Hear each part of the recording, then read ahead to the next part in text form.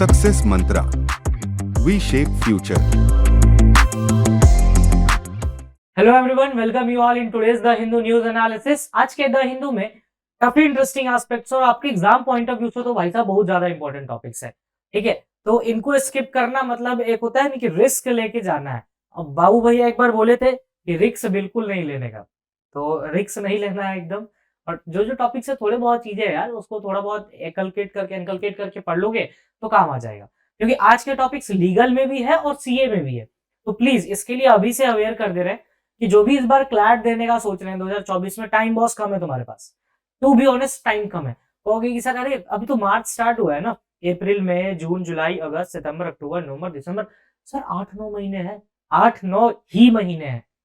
एक महीना दिवाली होली में निकाल देते हो, एक महीना इधर उधर में निकाल देते हो, 7 महीने हैं। 7 महीने में पढ़ोगे या केवल प्रैक्टिस करोगे या न्यूज़पेपर या रीडिंग हैबिट बनाओगे? बहुत ज्यादा चीजें हैं, तो प्लीज बी सीरियस, राइट। तो पहला टॉपिक है what are bio computers and how they do they function. ये क्लैट ने इस बार सरप्राइज दिया था एक इंटरेस्टिंग टॉपिक से, जिसमें उन्होंने काफी अच्छे अच्छे क्वेश्चंस पूछे थे और that was a surprising for me as well. So कोई चांस न लेते हुए ये टॉपिक भी ले लेते हैं। ठीक है, ये टॉपिक आपको एमएच सेट स्लैट दे सकता है। इन सब टॉपिक्स पे एक आधा नंबर का क्वेश्चन आपको पूछा जा सकता है। Now what is United Nation high seas treaty. ये कल ये ट्रीटी साइन हुई है, बट अभी कंप्लीटली ये नहीं हुआ क्योंकि रेक्टिफाई होना है, बाहर बहुत सारी चीजें होती है, 10 तरह की चीजें होती हैं कोई भी ट्रीटी बनने में। तो पहले था अनक्लोज 1982। अनक्लोज का मतलब होता है United Nations convention on law of seas. Law of seas तो था, बट हाई सीज के रिगार्डिंग कोई ट्रीटी नहीं थी। तो ये काफी लैंडमार्क एग्रीमेंट हो सकता है आने वाले फ्यूचर में। अब इसमें आपको मरीन लाइफ के बारे में थोड़ा बहुत पढ़ना है, और ये टॉपिक जो है वो सीए का तो है ही, प्लस लीगल का भी टॉपिक है। तो इसे दोनों एस्पेक्ट में करके देखना, ये नहीं कि एक बार में देख लिया काम खत्म सीए सीएम, नहीं। ये चीजें लीगल में भी पूछी जाती है। लास्ट ईयर भी क्लैट ने किया था, इस साल भी कर सकता है, आई वोंट बी सरप्राइज इनफ। ठीक है, और ये आने वाले टाइम पे गारंटी ले लो, आने वाले एक आध हफ्ते में ये टॉपिक द हिंदू में कितनी बार इस पर आर्टिकल लिखा जाएगा ना, सोच भी नहीं सकते हो। टेक्स्ट एंड कॉन्टेक्स्ट में आएगा, कभी ना कभी घुस जाएगा ये टॉपिक। जैसे आज टेक्स्ट एंड कॉन्टेक्स्ट में क्या आया, ओपीएस और एनपीएस काफी टाइम से पढ़ रहे हैं, 2 फरवरी से पढ़ रहे हैं भाई साहब, new pension scheme and old pension scheme. अब जैसे ये टॉपिक है अनक्लोज, अनक्लोज आना ही आना है आपको, आने वाले 1-2 हफ्ते में देख लेना, ये टॉपिक बहुत भर भर के न्यूज में रहेगा। And then I won't be dealing with that topic and again. आज 6 मार्च है, 6 मार्च डेट याद रखो, जब भी ये टॉपिक रिपीट होगा आई विल से कि 6 मार्च को करवाया है, वहां जाके पढ़ लो एक बार, राइट। थर्ड टॉपिक है what is the Raisina security dialogue. Raisina dialogue पढ़ा था हमने, अब रायसीना सिक्योरिटी डायलॉग पढ़ेंगे। ठीक है, इटली से लोग आए थे भाई साहब, बड़े बड़े लोग आए थे वहां से। लास्ट टॉपिक है हमारे पास Japanese sakura to soon add the dash of pink to Srinagar palette. Japanese sakura क्या होता है? कभी अगर चेरी खाई हो तो याद रखना चेरी और इसमें अंतर है। और कभी अगर सिंचैन देखी हो, सिंचैन देखी हो, तो सिंचैन अब पिकनिक के लिए जाता है वो, जहाँ पे आपको फ्लावर्स होते हैं बड़े क्यूट क्यूट से, पिंक कलर के फ्लावर्स होते हैं, तो उन्हें कहते हैं हम बेसिकली चेरी ब्लॉसम। तो there is a difference between the cherry and cherry blossom. Cherry blossom में केवल आपको पत्तियां होती है, that don't give fruit, but cherry gives fruit. ठीक है, और ये सिंचन जिसने भी देखी होगी उसे पता होगा, दैट्स एन एनीमे, तो ये वहीं से आया है। और Japanese sakura, sakura means that blossom, that cherry blossom. Sakura is a Japanese term which means the flower, right? That it means that flower of cherry blossom. अब वो कहाँ, श्रीनगर में उसको देखने के लिए मिलेगा आपको। ठीक है, तो श्रीनगर में देखने के लिए मिलेगा, तो हमारे लिए एक टॉपिक बन गया सकुरा इन श्रीनगर। तो इससे टॉपिक्स आपको मिल सकते हैं, ज्योग्राफी जियोलॉजिकल एस्पेक्ट्स इंपॉर्टेंट हो सकता है। और वैसे भी G20 है, तो ये सब बातें भी आपको देखना है, क्योंकि कल्चर एक बड़ा इंपॉर्टेंट एस्पेक्ट होता है ग्रुप ऑफ 20 का। ठीक है, चलिए आगे बढ़ते। और जापान बहुत न्यूज में रहा है, तो जापान पे आपको बहुत डिफरेंट डिफरेंट एस्पेक्ट्स पे क्वेश्चन आ सकते हैं। तो जब अपन इस टॉपिक को डील करेंगे तो will be dealing in a broad aspect of Japan.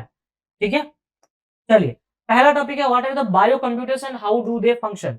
देखो बायो कंप्यूटर्स होता कुछ नहीं है, 2 टर्म्स हैं अलग अलग, उनको सेपरेटली करके देखो तो that will be beneficial for you.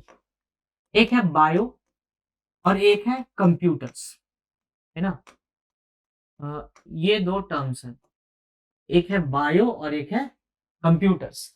Bio मतलब क्या होता है, ब्रेन स्टेम सेल्स। यहां पर ब्रेन स्टेम सेल्स, और कंप्यूटर बोले तो टेक्नोलॉजी। ठीक है, लेमन लैंग्वेज में समझते हैं, हर चीज को टफ नहीं किया जाता हमेशा। ठीक है, इसमें क्या है कि ब्रेन स्टेम सेल्स को निकाल के और उसको टेक्नोलॉजी के थ्रू एडवांस करवा के फिर उसके बाद उसको यूज करना। अब ये जो स्टेम सेल्स में कहेंगे ब्रेन ऑर्गेनॉइड। ठीक है, 3D कल्चर किया जाएगा, 3D culture system optimise for organise अब cultural condition, cell enrichment, microflux system और आईईजी एक्सप्रेशन। तो ये है कि आप बेसिकली ये चीजों को लेकर के फिर इनपुट दोगे, electric signals, chemical fusions, optogenetics और रेटिना और मल्टीपल ब्रेन ऑर्गेनॉइड्स को, जिससे ये बायो कंप्यूटर की तरह फंक्शन करेगा। It's like a human brain acting as a computer. ठीक है, बस इसमें जो नाम याद रखना है वो है ब्रेन ऑर्गेनॉइड। इसमें देखते हैं कि एग्जैक्टली आपके एग्जाम के लिए क्या क्या चीजें इंपॉर्टेंट है। इन साइंटिस्ट भाई साहब का नाम याद रखना, जॉन हॉपकिंस ने किया है, revolutionary new era of research and organoid intelligence के बारे में। ठीक है, एआई सुना होगा, आर्टिफिशियल इंटेलिजेंस। अरे एक मिनट, एआई सुना होगा, आर्टिफिशियल इंटेलिजेंस। अच्छा, और इसके बाद क्या है आपको, ऑर्गेनाइज इंटेलिजेंस, मतलब ओआई। जस्ट वेट, तो ये है OI, organized intelligence, organoid intelligence. Traditionally researchers क्या करते थे, रैट का ब्रेन यूज करते थे, चूहे का दिमाग, to investigate various human neurological disorders. Human में न्यूरोलॉजिकल डिसऑर्डर्स या उससे रिलेटेड जो भी एक्टिविटीज कर रहे हैं, तो रैट ब्रेन्स का यूज करते थे। However there are several differences. अब देखो, रैट रैट ही है भाई, ह्यूमन ह्यूमन है, इंसान इंसान होता है, इंसान के दिमाग को चूहे से थोड़ा ना कंपेयर करोगे। तो देयर इज अ डिफरेंस। तो इन डिफरेंसेस को देखते हुए भाई ह्यूमन ब्रेन को स्टेम सेल्स का यूज करके इन्होंने कहा कि भाई हम 3D कल्चर करेंगे, मिनी ब्रेन्स बनाएंगे, build using human stem cells, however have certain limitations. Human brain का ही यूज करेंगे हम, क्या करेंगे, स्टेम सेल्स को यूज करके कंप्यूटराइज करके 3D कल्चर में डाल के then will use in research. लेकिन इसके लिमिटेशन है भाई, पूरा दिमाग तो नहीं है ना, वो तो जो बनाया हुआ है वो तो अलग ही बात है। No input sensory inputs such as touch, smell, vision, ये सब नहीं है। आउटपुट कनेक्शन है इसमें, कोई ब्लड सर्कुलेशन नहीं, obviously that is a computer system, तो कोई भी ब्लड सर्कुलेशन मिलेगा नहीं। जब इंसर्ट किया जाता है in a rat shows different behaviour interpretation. Opportunities of bio computer क्या है, while human brains are slower than computers, they outshine the machine at processing complex, comparing the data of brain structure. अब देखो कितना भी तो brain है, उसको computer से वेराई कराओगे तो डिफरेंस तो आएगा, रैट से वैसे वेराई कराओगे तो डिफरेंस आएगा। तो आपको बेसिकली इसमें क्या काम करना है, पार्किंसन डिजीज। पार्किंसन डिजीज सुना होगा नाम आपने, कि एज के साथ ये डेवलप होती है, पार्किंसन डिजीज, भूलने लगते हैं लोग। ठीक है, तो ये सब चीजें, बायो कंप्यूटर्स क्या कमर्शियल पर्पस के लिए रेडी है या नहीं है। तो currently brain organoids have a diameter of less than 1 mm, have a fewer than 1 lakh cells which make it roughly 3 million size of actual human brain। बहुत छोटा है ह्यूमन ब्रेन से। ठीक है, so scaling of the brain organise is a key to improving its computing capacity. अभी भी इसमें काम करना इज नीडेड थिंग, कि अभी थोड़ा सा टाइम लगेगा कि इसमें काम किया जा सके। बट वही है कि साइंटिस्ट डिस्कवरी है जिसमें आप रैट ब्रेन्स को ना यूज करके डायरेक्टली ह्यूमन ब्रेन्स को यूज करेंगे ब्रेन ऑर्गेनॉइड्स के फॉर्म में, राइट। तो इस तरह से आप कमर्शियल यूज क्यों नहीं है, क्योंकि सर अभी डेवलपमेंट फेज में मान लो बहुत छोटा है in comparison to the human brain. चलिए, अब आते हैं हम नेक्स्ट पे। कल क्या हुआ कि परसों हुआ था exactly, United Nation high seas treaty sign हुई। हाई सीज ट्रीटी बेसिकली आपका इंटेंशन था मरीन लाइफ को प्रोटेक्ट करने के लिए, मरीन लाइफ को प्रोटेक्ट करने के लिए। देखो, ऊपर का सीज को प्रोटेक्ट करने के लिए तो हमारे पास है, क्या है sir, UNCLOS 1982 United Nations convention on law of seas, ये है हमारे पास। ठीक है, but this one is going to be a landmark, क्योंकि ये मरीन लाइफ को प्रोटेक्ट करने के लिए ट्रीटी है। अब देखो, अगर तो ये रहा वर्ल्ड मैप।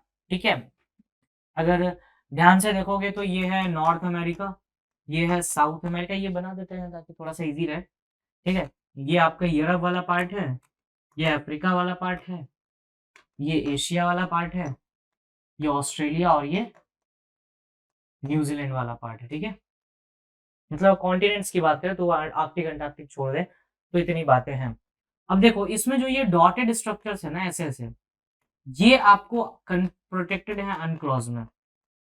अगर आप नीचे ध्यान से देखो तो ये अनक्लॉज में प्रोटेक्टेड है, इसके लिए कोई टेंशन नहीं। लेकिन ये जो ब्लू वाला पार्ट है आपको, ये जो ब्लू वाला पार्ट है, ये प्रोटेक्टेड नहीं है, दैट इज नॉट प्रोटेक्टेड। ठीक है, अब इसमें जो मरीन लाइफ है उनको प्रोटेक्ट करना इज द नीड, क्योंकि बहुत सारे रीजंस हैं, एक्स वाई जी रीजंस के अलावा अगर देखा जाए तो एक बड़ा इंपॉर्टेंट रीजन है जो आजकल हाईलाइट होता है, that is the coral bleaching. Coral bleaching, जब कोरल रीफ्स व्हाइट होना शुरू हो गए, ब्लीच मतलब क्या होता है, व्हाइट करना, कोरल ब्लीचिंग होती है। फिर उसके बाद दूसरी बात है कि water pollution is the major aspect, क्योंकि लोग कार्बन पंप करते हैं वाटर में, है ना, एटमॉस्फेरिक कार्बन को लिए क्या करते हैं, वाटर में पंप करते हैं, जिससे क्या होगा कि एटमॉस्फेरिक कार्बन जो अमाउंट है वो घटता है, बट प्रॉब्लम तो नीचे हो रही है ना। अब इसमें बहुत सारे मरीन लाइफ्स है जिनको प्रोटेक्ट करना इज द नीड, है ना। तो वैसे ही है ocean treaty historic agreement relate हुआ है, UN member state and agreed legal framework to protect the world's ocean. High seas treaty places 30% of the seas into protected areas by 2030। इन्होंने कहा कि 30% ऑफ सीज को हम प्रोटेक्टेड एरियाज में डालेंगे bye 2030। ये बातें याद रखने वाली है, यही जो है ना ये वाला पार्ट जो बिना डॉटेड वाला है, इन्हीं को आप 30% पे लेके 2030 तक प्रोटेक्ट करेंगे। ठीक है, oceans cover more than 70% of our planet surface, oceans has absorb 90% of world excess heat. ये बहुत बड़ी बात है। Every year at least 8 million tons of plastic wastes world के ओशन में जाता है। ये अल जजीरा ने इस चीज को नोटिस किया है, मतलब अल जजीरा ने प्रिंट किया है, एग्जैक्टली इसको नोटिस किया है। तो इसमें इश्यूज बहुत सारे हैं कि देखो मिलियंस ऑफ मिलियंस टन्स आप जब कार्बन नीचे फेंकते हो, पॉल्यूशन वहां पे हीट एब्जॉर्ब कर रहा है, कोरल ब्लीचिंग हो रही है, फिर उसका मरीन लाइफ को डेंजर हो रहा है, और 10 तरह की एटमॉस्फेरिक एक्टिविटीज है, तो उसके कारण क्या होगा, यहाँ पे पॉल्यूशन होगा, जो अंदर में मरीन लाइफ है उनको डेंजर पहुंचेगा। क्योंकि जब ऑस्ट्रेलिया देखना कभी अगर मतलब यहाँ पर एक कोरल्स का एक बहुत बड़ा यहाँ पे जमा हो रहा है, हमारे यहाँ भी है, अंडमान निकोबार कोरल आइलैंड है बॉस वो।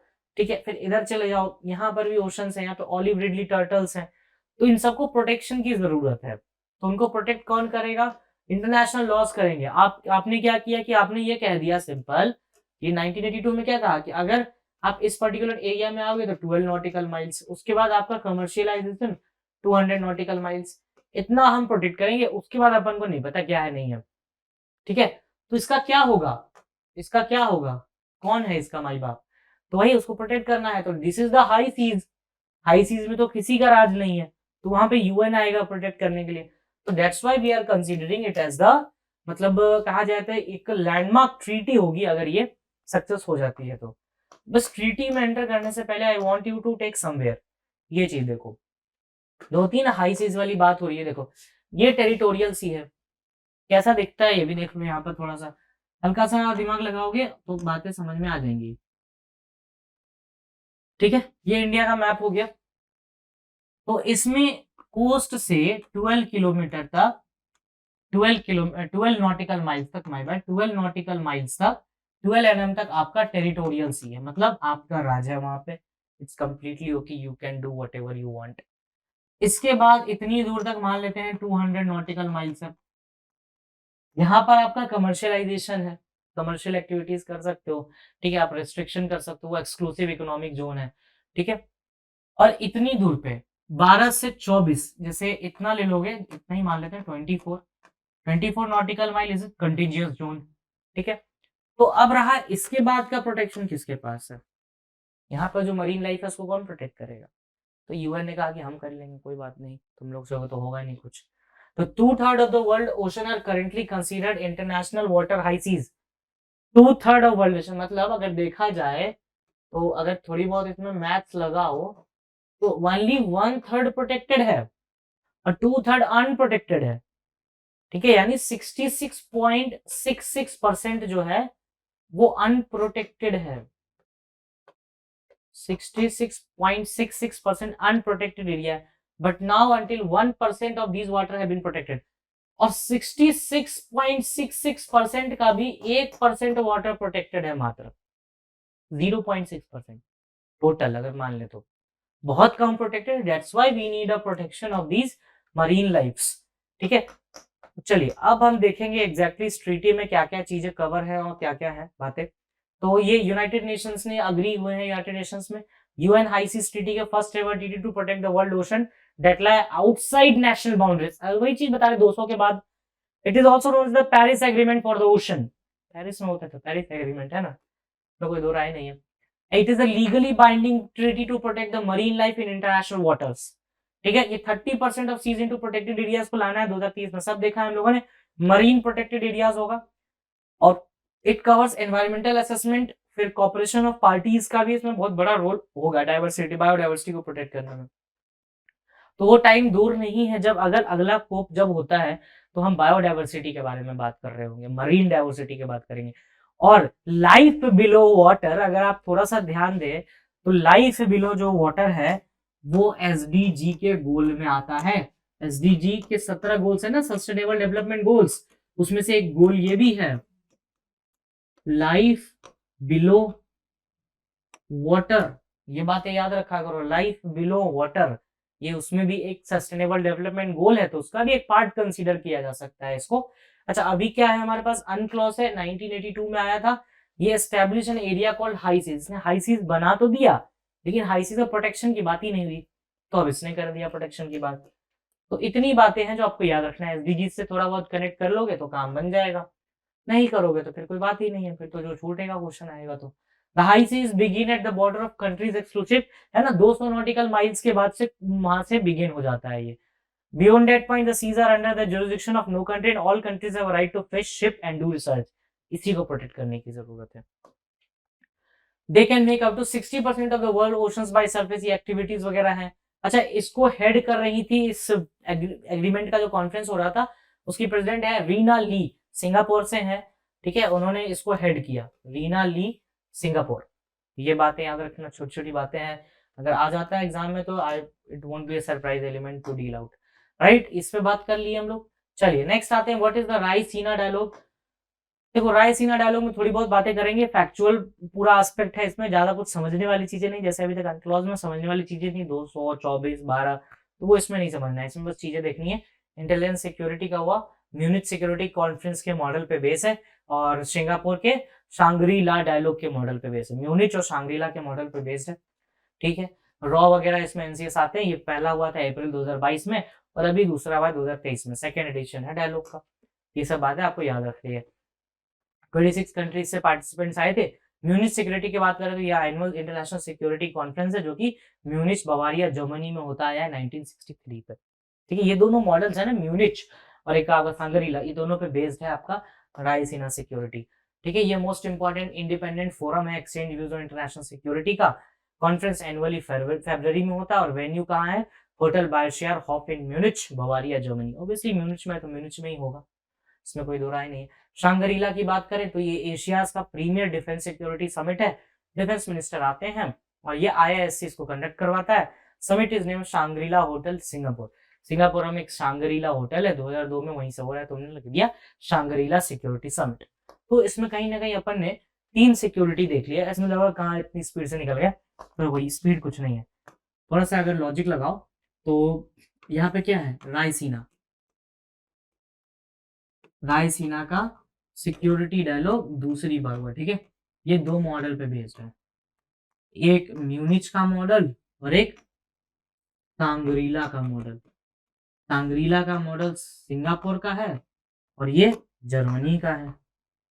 ठीक है, और ये आया 2002 में और ये आया 1963 में। हो गया काम खत्म, इतना ही तो करना था, ज्यादा था। बस ये इन दोनों का आपको लिंक करना है आपस में, इंटरलिंक तो टॉपिक है दोनों, कुछ स्पेशल नहीं है उसमें, फालतू का स्पेशल बना देते हो, चीजों को भाव मत दिया करो इतना भी, बहुत ज्यादा स्पेशल हो जाए। ठीक है, अब आते हैं Japanese sakura to soon add a dash of pink to the Singapore palette.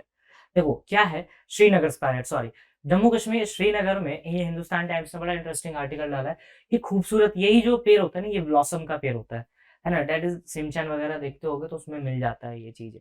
ठीक है, तो जापानीज सकुरा को, जापानीज सकुरा का जो है वो एलिमेंट अब इंडिया में भी देखने को मिलेगा श्रीनगर में। ठीक है, onset of springs, Srinagar will soon have its own cherry blossom garden, the pattern of the world famous Japanese sakura parks. Japanese sakura parks का मतलब होता है जापानीज चेरी ब्लॉसम पार्क्स। अगर नॉर्मल लैंग्वेज में देखें तो वर्ल्ड का फेमस जापानीज सकुरा पार्क्स जो है उसके पैटर्न पे इंडिया में भी होगा श्रीनगर में। फरवरी में 1 लाख से ज्यादा टूरिस्ट देखे जाते हैं यहाँ पर। डेस्टिनेशन गुलमर्ग, पहलगाम और Sonamarg. The plan is to develop park in the foothills of Zabarwan forest range. और जबरवान फॉरेस्ट रेंज पता होना चाहिए कहाँ पे है, सब माउंटेन रेंज है जो कि पीर पांजाल और ग्रेट हिमालयन रेंज के बीच में, central part of Kashmir valley. ऐसे अगर कश्मीर देखोगे तो पीर पांजाल और ग्रेट हिमालयन, तो यहाँ बीच में कहीं पड़ता है जबरवान फॉरेस्ट रेंज, वहीं पर ये चीज है। तो अगर आए कि कश्मीर में कहा, तो जबरवान फॉरेस्ट रेंज। ये देखो चेरी ब्लॉसम शकुरा इस तरीके से लिखा जाता है। फ्लावर सिंबलाइज करता है गुड लक के बारे में, और ये शॉर्ट टाइम पे तो ह्यूमन लाइफ के बारे में बताता है कि ह्यूमन लाइफ भी जैसे खत्म होती है, मॉर्टल होते हैं हम लोग, इमॉर्टल तो होते नहीं, अमर तो है नहीं, है ना, तो इमॉर्टल लाइफ होती है, वैसी इनकी भी लाइफ होती है कि एक टाइम तक चलती है फिर खत्म हो जाती है। तो this is the philosophy behind it, right. तो इतना सफिशिएंट है गेस कि उसमें भी। Now what not to be missed by utilizing India's movement under the diplomatic sun, G20 से related article we have discussed in the morning itself, तो please वहां से देख लेना। The breakdown of the higher pension scheme NPS OPS बहुत बार discuss हो चुका है, आई होप ये तो आपको भी याद हो गया होगा। Now question time, which is the deepest ocean trench in the earth, Mariana trench. Name of the mosque that is being constructed in Ayodhya, आधे से ज्यादा लोग इसका आंसर बाबरी मस्जिद मारोगे और गलत हो जाएगा, ठीक है। इसका आंसर होगा आपको अयोध्या मस्जिद, ठीक है। विच स्टेट वन, सॉरी मस्जिद अयोध्या, अयोध्या मस्जिद, सॉरी अयोध्या मस्जिद is answer. Which state won the Santosh trophy recently, देखो कर्नाटक जीता है इसको संतोष ट्रॉफी, इसमें ऐसे क्वेश्चन नहीं आता ये कौन सा स्टेट जीता है, आपसे क्वेश्चन ये आएगा कि संतोष ट्रॉफी किस स्पोर्ट से रिलेट करता है, ठीक है, हॉकी से, फुटबॉल से, किस चीज से, तो हॉकी से रिलेट करता है। ऐसे क्वेश्चन पूछे गए हैं फ्लैट एमएच सेट में भी, तो इस टाइप के क्वेश्चंस पे फोकस रखा करो कि किस किस तरीके से जुड़ता है। नाउ इट इज, इसको आप छोड़ सकते हो, नंबर 1 टेबल टेनिस का अभी के टाइम पे, ये चेंज होते रहते हैं, बट ये याद रखना कि ये जो छोटे छोटे स्पोर्ट्स होते हैं, संतोष ट्रॉफी, बॉर्डर गवास्कर ट्रॉफी, इसमें क्वेश्चंस आते हैं, आए हुए हैं पहले भी और आगे भी आते रहेंगे, राइट। तो आई होप कि I am clear on this, and if you have any doubt just mention in the comment section. थोड़े बहुत टॉपिक्स रिकमेंडेड किए हुए हैं बच्चों ने, I will discuss it ASAP, right. Thank you, that's all from my side.